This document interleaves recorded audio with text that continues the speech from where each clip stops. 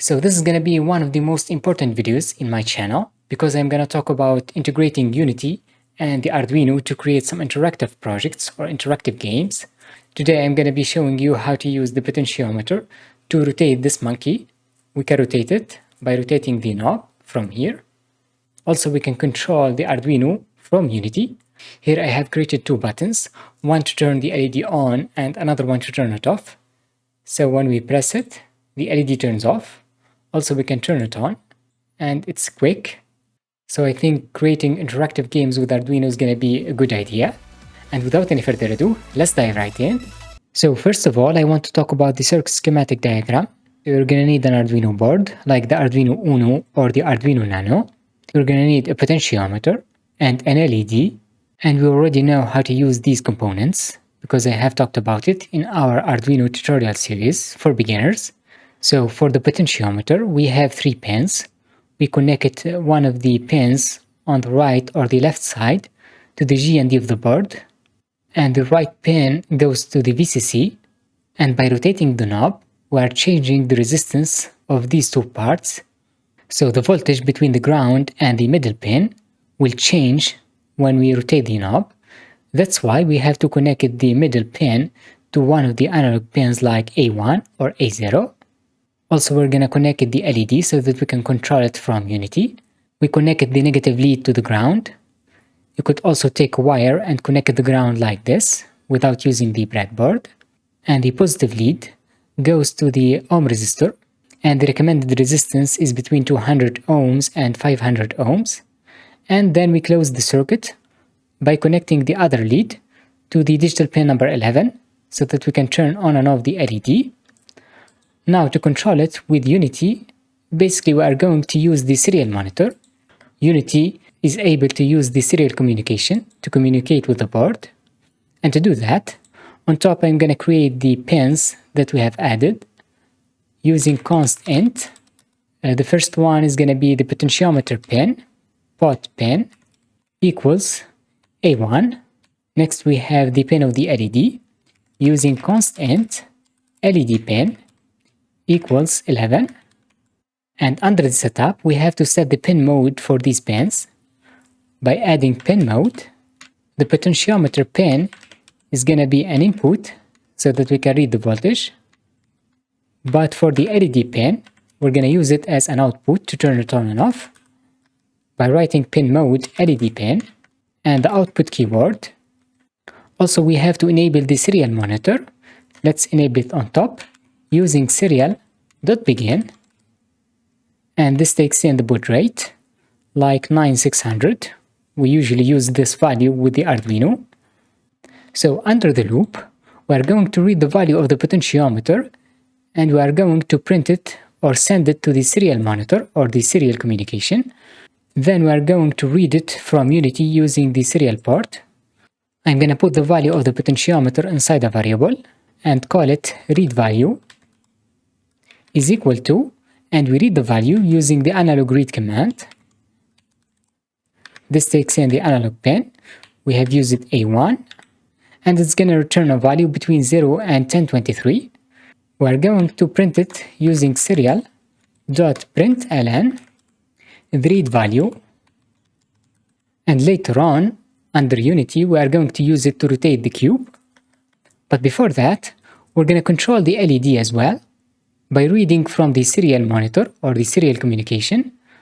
To do that, we use if serial.available.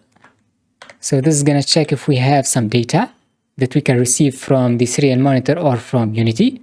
In such case, we are going to read the value. It's going to be a character. And let's put it inside a variable cmd equals, and to get it we use serial.read. And then we are going to add an if statement to check if it's 1, we're going to turn the LED on, and if it's 0, we are going to turn it off. So let's add if cmd is equal to the value 1, we're going to turn the LED on by using the command digital write, which takes in the LED pin. And to turn it on, we use the high keyword. And we're going to check if it's 0 by using if cmd equals 0. We turn the LED off using the low keyboard. And that's it for the Arduino code. Before we move on to the Unity part, I'm gonna test it from the serial monitor by uploading this code to the Arduino. Of course, you have to select the right COM port. Here we have COM3. And the board is an Arduino Nano. You could use the ESP32 if you want. And let's hit upload. You see that I have already used the potentiometer. I have connected the right lead to the VCC or the 5-volt pin, the ground to the GND, and the middle pin is connected to the analog pin A1. And we have the circuit of the LED, which is connected to the pin number 11. To open up the serial monitor, we have this icon. Make sure that you are selecting the right baud rate, 9600 for the Arduino. And there you go, we have the potentiometer value. So it's a value between 0 and 1023. If you put the potentiometer in the middle, you can get the value 500. And let's double check the LED connection. So if you put 1 and hit enter, the LED turns on. And if we put 0, it turns off. That means the serial monitor is working. And now we are going to integrate Unity using the serial communication. So we're going to leave this code as it is and open up Unity. We can create a new project by pressing the button. And it's really powerful. It allows you to create 2D games as well as 3D games. In our case, I'm going to use Universal 3D. And let's give it a name like Arduino Unity.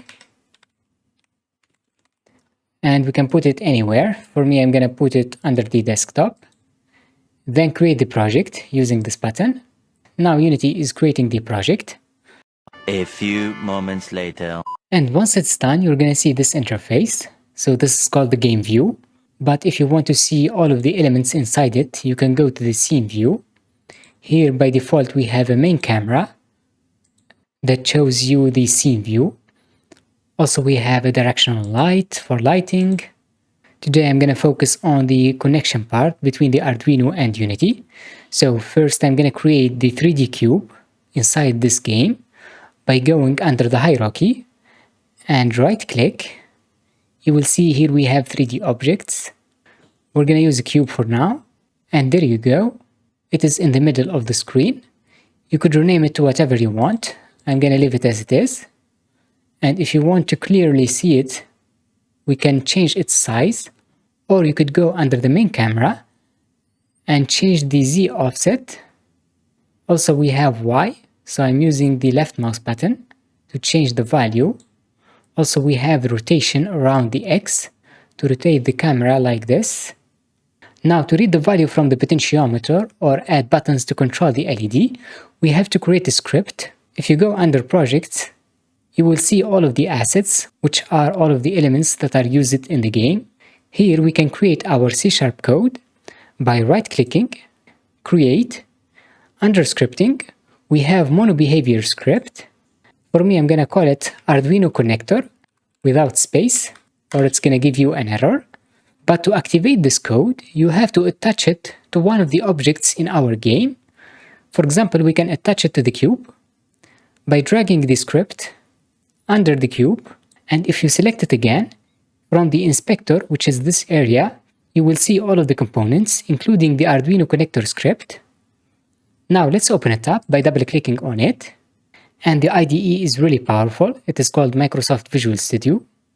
And the programming language that is used is called C#, which is similar to the code that we write using the Arduino IDE, which is the C++ language.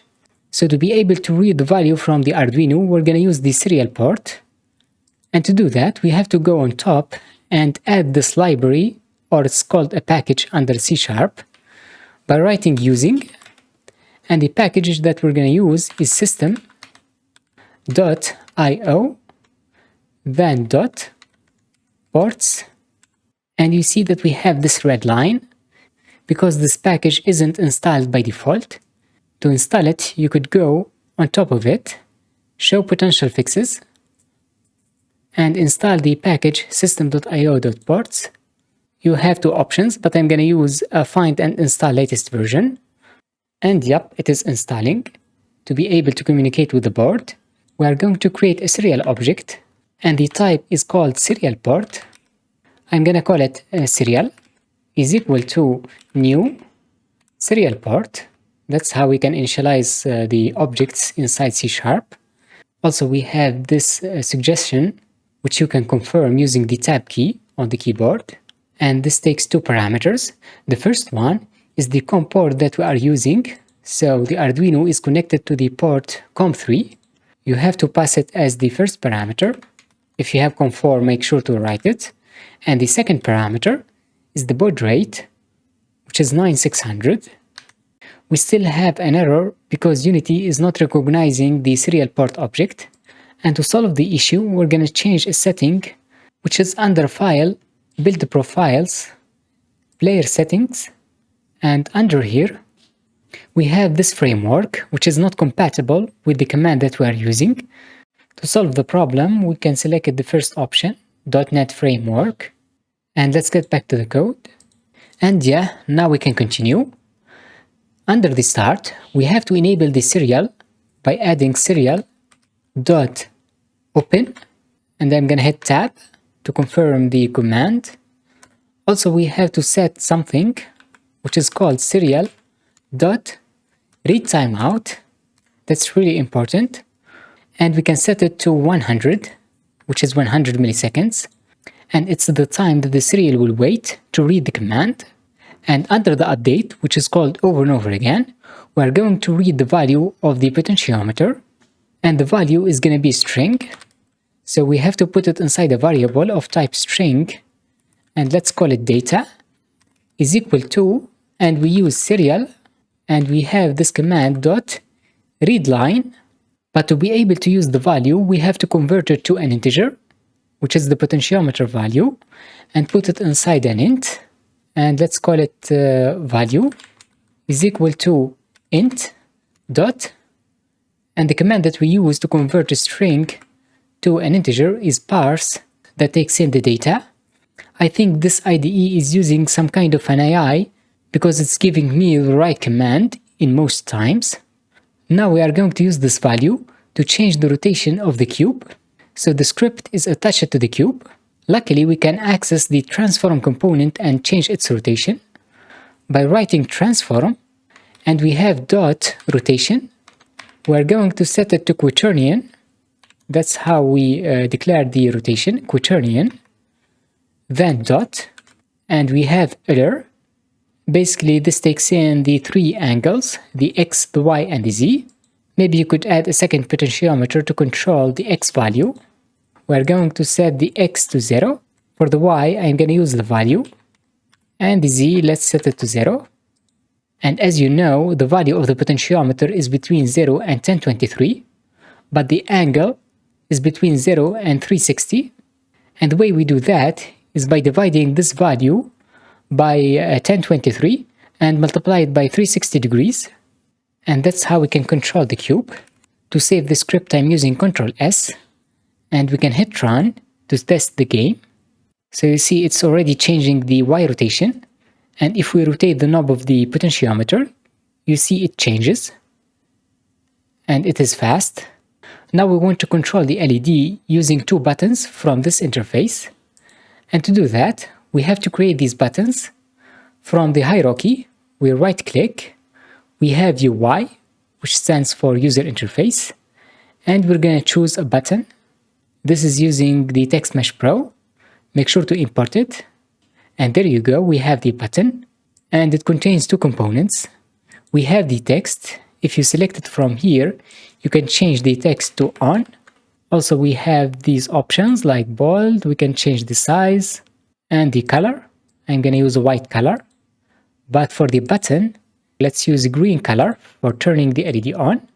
Also, we can set the width and the height from the top part. Let's use 100 by 60. And we can move it along the y-axis.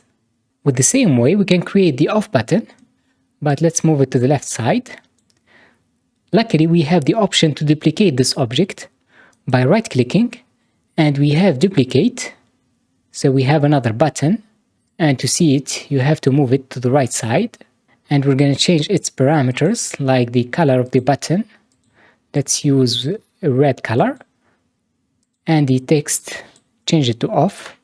And inside Unity, we can tell the button to call a specific function once we click on it. And the way we do that is by adding this function under onClick.